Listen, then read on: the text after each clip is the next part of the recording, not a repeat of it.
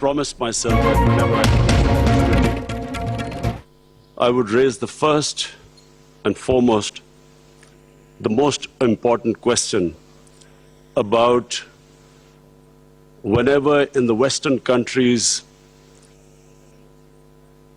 people blaspheme our Prophet, peace be upon him, I always felt that the response from the Muslim Ummah, the OIC, I always felt it was lacking. And therefore I wanted to use this platform that the OIC owes a responsibility. Us heads of the states, we have a responsibility to the Muslim world. When anyone in the Western world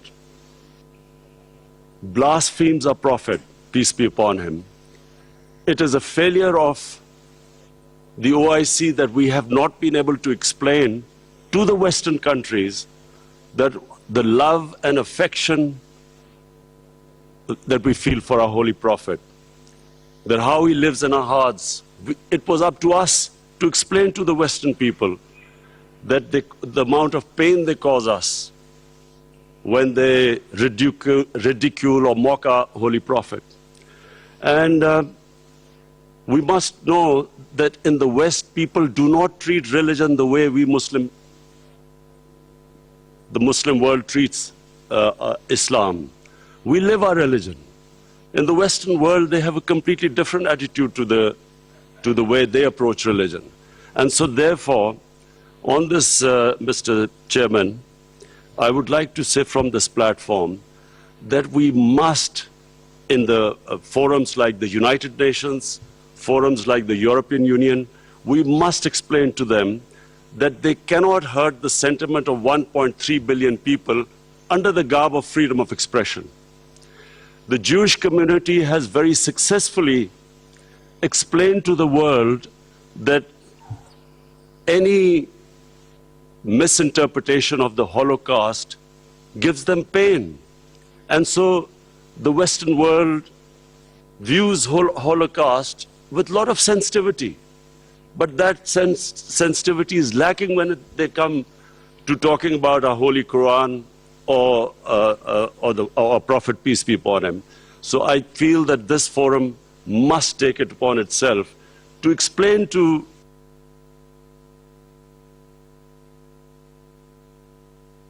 صلى الله عليه وسلم. ثانيا العالم الغربي the Western world has very through ignorance partly and willfully they have equated Islam with terrorism or radical Islam with terrorism. I feel that this has done a tremendous amount of disservice to the Muslim community. Religion has nothing to do with terrorism. No religion allows killing of innocent human beings.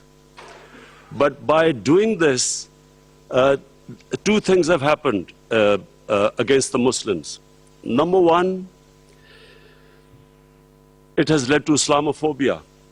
Whenever there is a Muslim involved in terrorism, the word Islamic terrorism or radical Islam, the moment that is referred to define terrorism, the people in the West cannot distinguish between a moderate Muslim and a radical Muslim.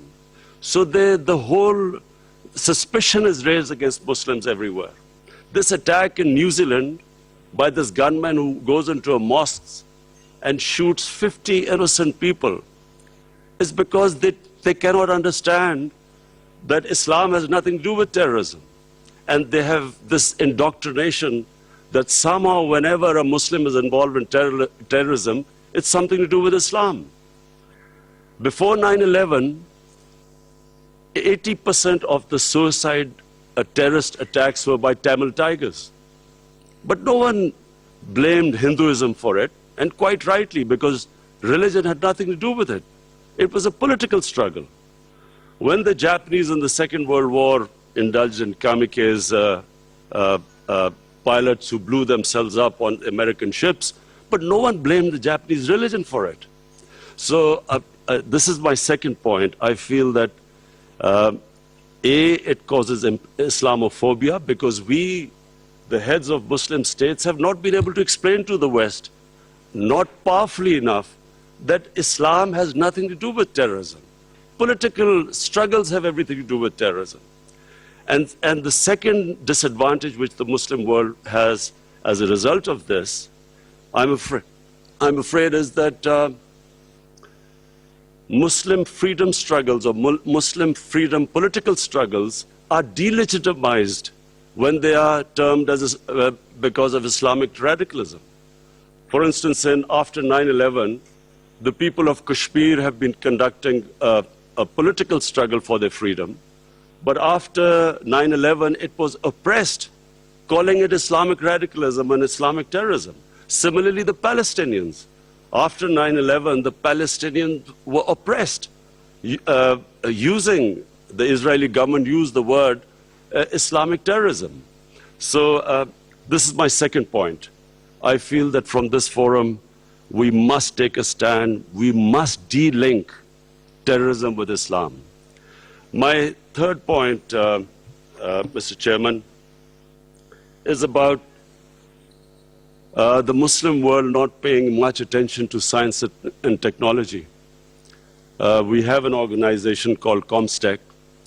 I feel that we are on the verge of another industrial revolution with artificial intelligence and blockchain, new technologies coming in. We must not be left behind again. And I feel that we as a Muslim world must spend more of our resources in strengthening ourselves in this field. We must pay more attention to education, to quality education, to universities. Despite having all the resources, I'm afraid we lag behind. And I think from the OIC platform, it would be a good opportunity for us to concentrate on spending more on science and technology. Finally, Mr. Chairman, I would like to say that this is 50 years of OIC, and we all must again reiterate that how this organization came was because of the Palestinians being deprived of their homes, their rights, their human rights, their democratic rights. And so we reiterate again that there is no solution but a two-state solution in Palestine. East Jerusalem must become the capital of for the Palestinian people. And the Golan Heights must be returned as the 1967 borders, which all the international conventions, the United Nations resolutions say so. Similarly, I feel that in Kashmir, the people of Kashmir again have not been given their right to self-determination, as was guaranteed by the world community in 1948 through a UN resolution.